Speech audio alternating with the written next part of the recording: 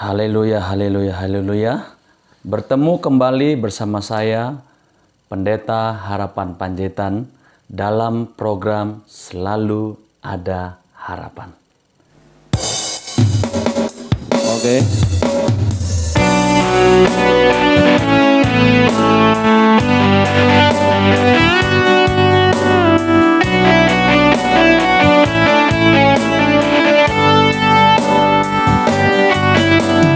Pandanglah burung-burung yang di langit, yang tidak menabur dan yang tidak menuai,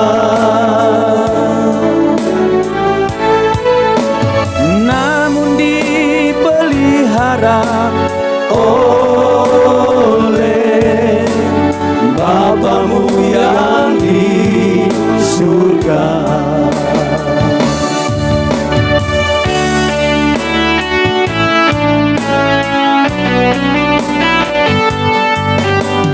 Mengapa kamu khawatir akan hidup ini?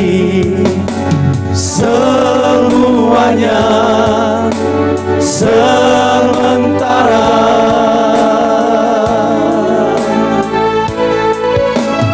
Keindahan dunia ini tak memberi damai, hanyalah Yesus Tuhan. Percayalah pada Yesus, Dia sanggup menolongmu. Di dalam Yesus ada damai, kesukaan selamanya.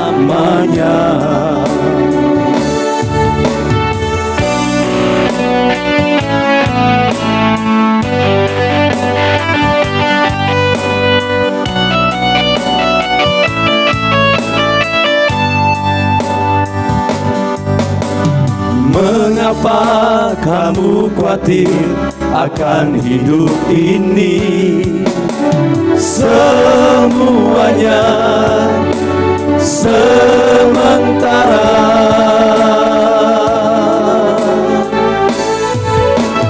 Keindahan dunia ini tak memberi damai, hanyalah Yesus Tuhan.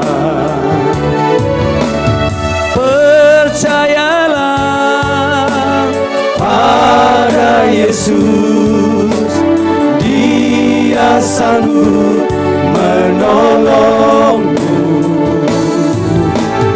Di dalam Yesus ada damai, kesukaan selamanya.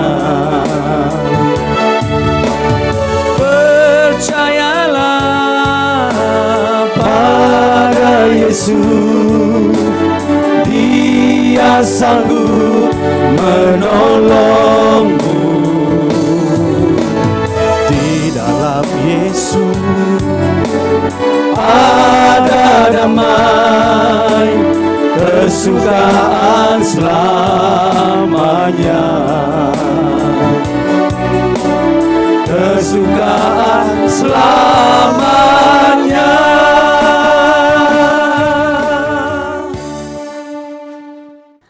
Haleluya. Baik, saya akan membahas tentang hal kekhawatiran yang terdapat di dalam Matius pasal yang ke-6 ayat 25 sampai yang ke-34. Di sana perikopnya berbicara tentang hal kekhawatiran. Hari ini saya memberikan temanya, mengapa kamu khawatir? Baik saudara, Martin Luther berkata begini, tidak ada yang dapat melarang burung terbang di atas kepala kita. Namun, kita dapat melarang burung tersebut membuat sangkar di atas kepala kita. Amin. Artinya apa, Pak Pendeta? Begini, bahwa hal kekhawatiran, hal ketakutan itu adalah sesuatu yang wajar dan memang itu tidak bisa dilarang. Dia pasti akan datang. Jadi hal kekhawatiran itu adalah hal yang wajar, hal yang lumrah, hal yang normal. Kalau ada orang berkata saya tidak pernah khawatir, itu adalah sebuah pembohongan publik. Tidak ada satu manusia pun yang luput dari yang namanya kekhawatiran dan ketakutan. Bisa saja kekhawatiran datang, tetapi perhatikan, jangan sampai kekhawatiran itu menguasai hidup kita. Perhatikan bahwa kekhawatiran, sekali lagi saya katakan, itu adalah sesuatu yang wajar dan normal. Namun, kekhawatiran atau ketakutan yang seperti apa yang ada di dalam hidup kita? Apakah kekhawatiran normal atau kekhawatiran yang tidak normal? Atau ketakutan yang normal atau ketakutan yang tidak normal? Contohnya seperti apa, Pak? Kekhawatiran dan ketakutan yang normal. Yang normal itu seperti ini. Ketika saudara pergi ke suatu tempat dan Anda pulang, saya mau berkata, pasti saya percaya saudara ketika berjalan tidak akan berjalan di tengah jalan. Mengapa? Karena takut, khawatir nanti tertabrak. Itu adalah sesuatu kekhawatiran atau takut yang normal, takut tertabrak. Jadi ketakutan atau khawatir yang tidak normal seperti apa, Pak Pendeta? Begini, suatu ketika datang surat panggilan kepada satu keluarga dari kantor polisi. Besok Bapak datang ke kantor polisi. Nah, ketika datang panggilan ini dan dibaca oleh keluarga ini, Bapak ini ketakutan, saudara. Karena ketakutannya, saking ketakutannya, sepanjang malam dia tidak bisa tenang hidupnya. Dia tidak bisa tenang dalam hidupnya, tidak bisa tidur, makan tidak enak, ngapa-ngapain pun tidak enak. Jadi dia sangat ketakutan, dia sangat khawatir. Hingga itu dia pikirkan dan itu menguasai. Sehingga dia takut, khawatir ada apa, macam-macam. Sehingga dia tidak tenang. Tidak bisa tenang hidup, makan tidak enak, semuanya tidak enak. Dan tibalah pagi hari dan dia pergi ke kantor polisi. Ketika sampai di kantor polisi dengan wajah yang kurang tidur karena tidak tenang alias takut dan khawatir yang berlebihan.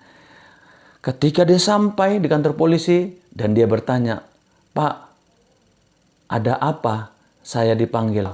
Seminggu yang lalu Bapak memberi laporan bahwa seekor anjing Bapak itu hilang. Dan sekarang anjing itu sudah ditemukan. Perhatikan. Bapak, Ibu, saudara-saudara yang dikasih Tuhan. Dia dipanggil polisi sehingga dia ketakutan yang berlebihan, khawatir yang berlebihan, sehingga membuat hidupnya tidak tenang, makan tidak enak, tidur tidak nyenyak. Padahal dia lupa, dia itu pernah memberikan laporan seminggu yang lalu tentang anjingnya yang hilang. Sekarang ditemukan. Nah, saudara, itulah kekhawatiran, ketakutan yang tidak normal. Artinya kekhawatiran itu, ketakutan itu menguasai hidupnya. Saudaraku, sekali lagi saya katakan, kekhawatiran, takut adalah hal yang normal. Saya tidak percaya tidak ada satu manusia pun yang berkata, saya tidak pernah takut, saya tidak pernah khawatir. Semuanya pernah mengalami. Tapi ingat ini, kekhawatiran seperti apa, ketakutan seperti apa yang ada di dalam hidup kita. Itu penting. Jangan seperti Bapak tadi, dia lupa bahwa dia pernah melaporkan, memberi laporan bahwa anjingnya hilang. Dan sudah diketemukan ketika dipanggil, dia tidak tenang hidupnya. Saudaraku yang dikasih Tuhan, perhatikan kata-kata ini.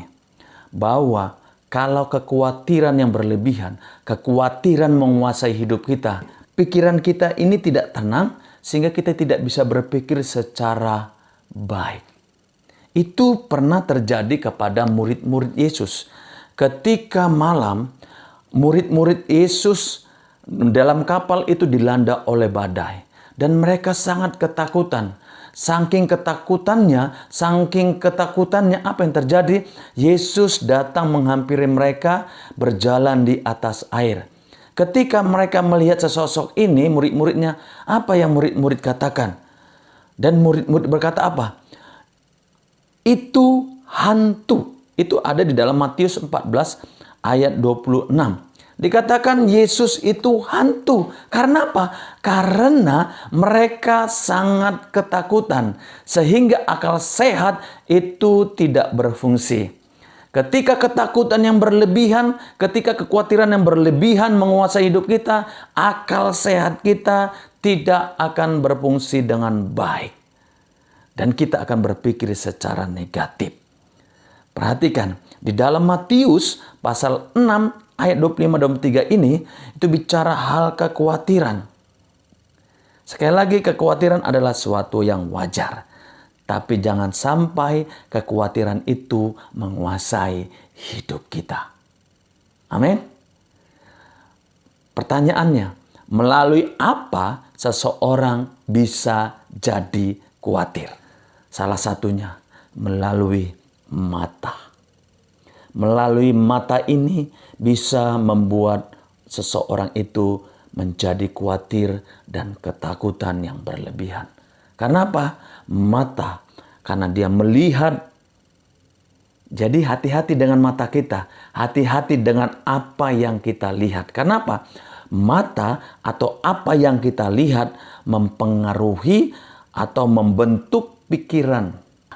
Apa yang ada di pikiran kita itu akan menghasilkan apa yang akan kita lakukan.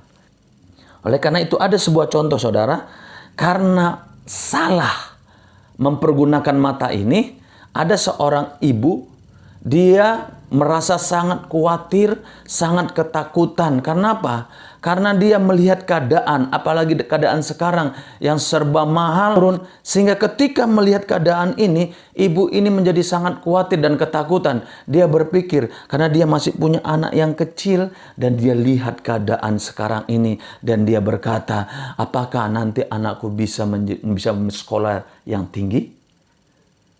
Apakah nanti anakku bisa menjadi seorang sarjana? Karena apa? Dia mempertanyakan itu, merasa takut karena dia lihat keadaan sekarang yang begitu sangat mencekam dan ketakutan. Yang membuat banyak hal yang membuat kita bisa jadi takut. Dan hati-hati dengan mata kita, apa yang kita lihat. Saudara yang dikasih Tuhan, ada mata, bukan saja mata jasmani kita ini, tapi ada namanya mata rohani atau mata iman. Nah, konon ceritanya di Afrika zaman dahulu bahwa seorang laki-laki itu akan dianggap dewasa. Dikatakan dewasa kalau sudah melewati ujian. Apa ujiannya? Yaitu laki-laki ini, anak remaja ini akan dikatakan dewasa. Dia akan dibawa ke suatu tempat yang jauh di hutan, tengah-tengah hutan.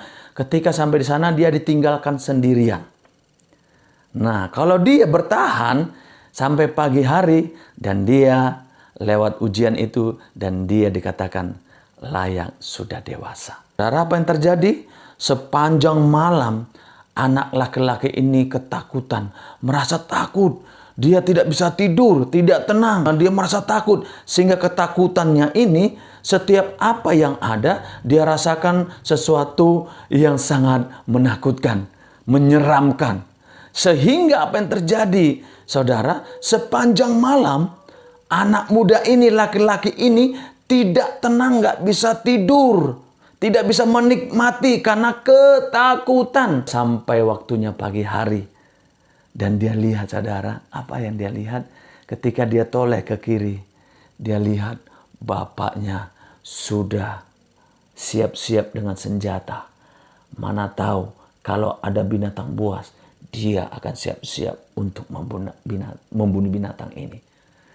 Aduh, dalam pikirannya, kalau saya tahu papa saya ada di sini, saya akan bisa tenang tidur. Saya tidak akan ketakutan sepanjang malam. Saudara, jadi anak ini hanya bisa melihat dengan mata jasmani. Dia tidak bisa melihat apa yang ada di sekelilingnya. Kenapa? Kegelapan. Begitu juga dengan mata iman, mata rohani. Itu mata iman, mata rohani itu bicara feeling. Tapi berlandaskan firman Tuhan. Alkitab berkata apa? Bahwa aku sekali-kali tidak pernah meninggalkan kamu. Bahwa aku Tuhan tidak akan membiarkanmu seorang diri. Itulah mata iman yang berdasarkan firman Tuhan. Anak ini, laki-laki ini hanya berdasarkan mata jasmani. Dia lihat sekelilingnya gelap, tidak ada apa-apa. Dia tidak bisa melihat bahwa ada papanya yang menjagai dirinya. Saudara dikasih Tuhan, jangan terlalu kita memakai mata jasmani. Bukan berarti kita tidak boleh, tapi kita harus kadang-kadang kita harus pakai mata iman kita, mata rohani. Yang artinya bahwa apapun yang terjadi dalam hidup kita, apapun yang kita alami hari ini, percayalah. Alkitab berkata, apa yang Anda alami, kesakitan, Alkitab berkata apa? Oleh bilur-bilurnya kamu disembuhkan. Kekurangan, Alkitab berkata apa? Tuhanku akan memenuhi segala keperluanmu. Dalam ketakutan, Alkitab berkata apa? Bahwa aku Tuhan tidak akan pernah meninggalkanmu seorang diri. Jadi jangan pernah khawatir yang berlebihan. Khawatir boleh-boleh saja, bisa-bisa saja.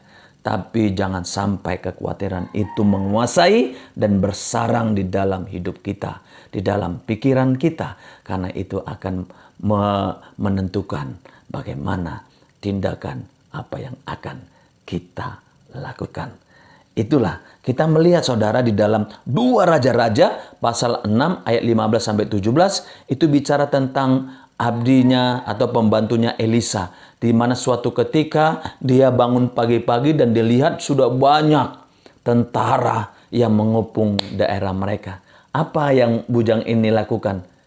Dia berkata, "Tuanku, celaka kita akan mati, kita akan musnah." Kenapa? Itu banyak pasukan tentara lawan kita sudah mengepung tempat kita dan kita tidak bisa berbuat apa-apa. Tapi Elisa berkata apa? Tenang, lebih banyak yang menyertai kita. Secara mata jasmani, bujang ini tidak bisa melihat. Tapi secara mata rohani, Elisa bisa melihat ada bala tentara Tuhan yang berkemah, yang mengelilingi, yang melindungi mereka.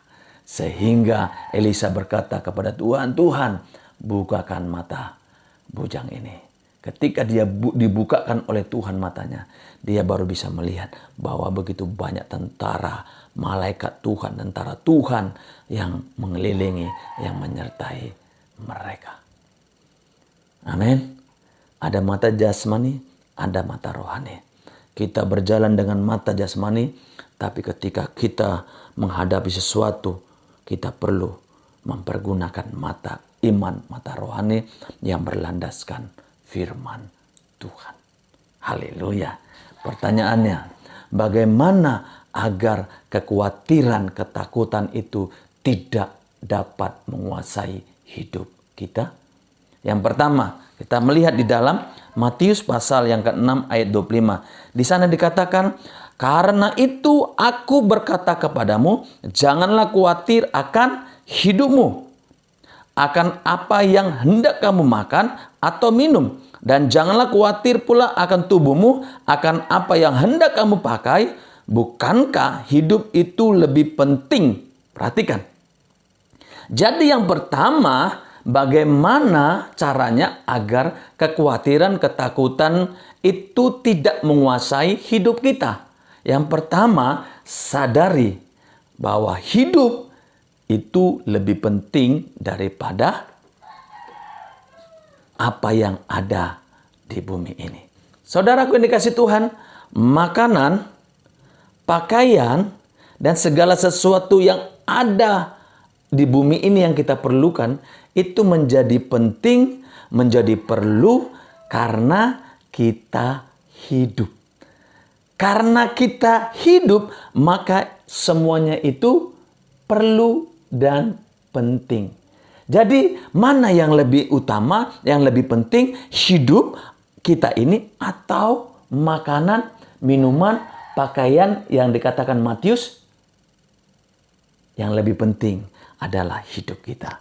Karena kita hidup, maka segala sesuatu itu jadi perlu dan penting.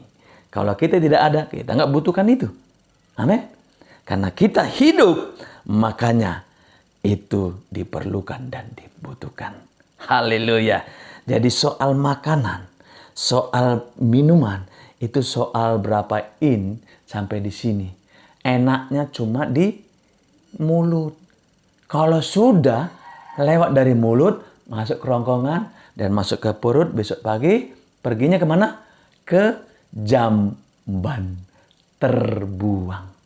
Jadi jangan terlalu khawatir dengan apa yang akan kita makan, apa yang kita minum. Karena apa? Bahwa semuanya itu memang dicari semua manusia. Baik yang tidak mengenal Tuhan, baik yang mengenal Tuhan, itu pun diperlukan. Tapi perhatikan di ayat 31, sebab itu janganlah kamu khawatir dan berkata, apa yang akan kami makan? Apa yang akan kami minum? Apakah yang akan kami pakai? 32, semua itu dicari bangsa-bangsa yang tidak mengenal Tuhan, akan tetapi Bapamu yang di surga tahu. Jadi memang kita butuh itu, tapi yang terpenting Tuhan lebih tahu. Jangan khawatir. Karena dia sudah berjanji, Tuhan, aku akan mencukupi segala keperluanmu. Jadi yang pertama, bagaimana caranya agar kekhawatiran, ketakutan tidak menguasai hidup kita? Sadari, hidup itu lebih penting. Selama Anda hidup, selama saya hidup, semuanya yang ada di dunia ini dibutuhkan. Kalau kita tidak ada, itu tidak berguna dan tidak penting. Haleluya. Jadi jangan khawatir. Mengapa kamu khawatir? Karena tidak mengerti bahwa hidup ini lebih penting. Yang kedua, perhatikan bagaimana caranya agar kekhawatiran tidak berkuasa menguasai hidup kita. Yang kedua, sadari hidup Anda berharga dan mulia. Coba kita lihat di dalam ayat yang ke-26. Pandanglah burung-burung di langit yang tidak menabur dan tidak menuai dan tidak mengumpulkan bekal dalam lumbung, namun diberi makan oleh Bapamu yang di surga. Bukankah kamu jauh lebih melebihi burung-burung itu? Perhatikan. Ayat yang ke-28 dikatakan, dan mengapa kamu khawatir akan pakaian? Perhatikanlah bunga bakung di ladang yang tumbuh tanpa bekerja dan tanpa memintal. Ayat 30. Jadi jika demikian Tuhan mendanani rumput di ladang yang hari ini ada dan besok dibuang ke dalam api, tidakkah Ia akan terlebih lagi mendandani kamu, hai orang yang kurang percaya? Jadi yang kedua, bagaimana caranya agar kekhawatiran tidak menguasai hidup kita? Sadari hidup kita, Anda berharga dan mulia. Jadi hidup kita ini lebih berharga daripada burung. Dan Matius penulis mensejajarkan kalau orang yang khawatir, dia tidak lebih daripada burung. Artinya, mengapa kamu khawatir? Burung yang tidak lebih berharga dari manusia saja dipelihara, dijagai oleh Tuhan, diberi makan. Bunga yang tidak lebih berharga itu pun didandani oleh Tuhan. Tapi kenapa kita khawatir? Sebagai orang percaya, ketika kita mulai mengkhawatirkan berlebihan, itu sama dengan dikatakan kamu kurang percaya. Kalau kita mau khawatir, Tuhan berkata, pandang burung itu. Kalau kita mulai khawatir berlebihan, firman Tuhan berkata apa? Lihat bunga di padang yang tidak ngapa-ngapain, Tuhan pelihara. Apakah engkau terlebih dirimu, manusia yang lebih berharga dari semuanya itu, masakan aku Tuhan tidak memelihara hidupmu? Ini sebuah templakan. Jadi dengan kata lain, jangan sampai kekhawatiran itu membuat kita menjadi tidak percaya terhadap pemeliharaan jaminan Tuhan di dalam hidup kita. Tuhan tidak suka ketika kita mulai khawatir. Dia berkata, pandang burung itu yang tidak lebih mulia dari dirimu, aku pelihara. Ketika kita mulai takut dan khawatir, firman Tuhan berkata apa? Pandang bunga di bakung yang tidak lebih mulia dari engkau manusia, aku pelihara. Apalagi kamu manusia yang segambar dengan aku pasti memelihara kamu. Mengapa kamu khawatir? Haleluya. Jangan khawatir.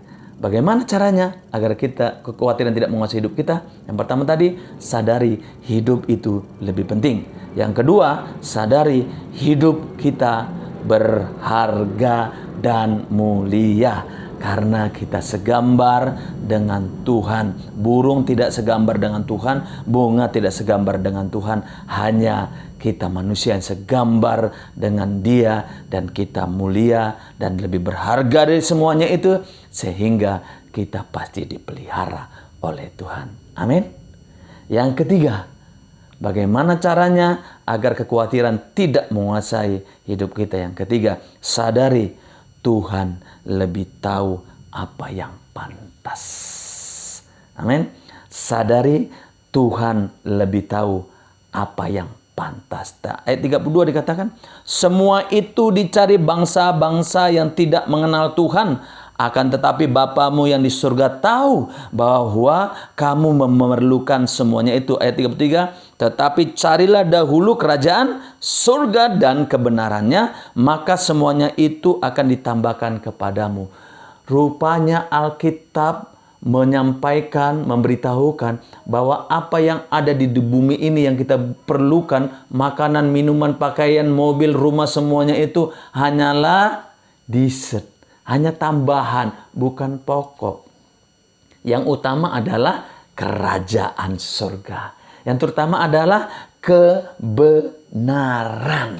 Itu yang utama. Ketika kita utamakan ini kebenaran kerajaan surga, Tuhan tahu apa yang pantas untuk kita. Tuhan tahu apakah sudah pantas kita memiliki mobil. Tuhan tahu apakah sudah pantas ini dan itu. Jadi di sini untuk mengajarkan bagi kita, mari utamakan hal yang rohani. Kalau ini menjadi utama, itu yang tadi tambahan itu, Tuhan pasti akan berikan ke dalam hidup kita. Jangan khawatir. Mengapa kamu khawatir? Karena Anda tidak tahu bahwa Tuhan lebih tahu apa yang pantas bagi kita. Haleluya. Oh, terima kasih Tuhan. Engkau Tuhan yang lebih tahu apa yang pantas bagiku, apa yang pantas bagimu. Jangan khawatir. Mengapa kamu khawatir? Haleluya. Tuhan memberkati.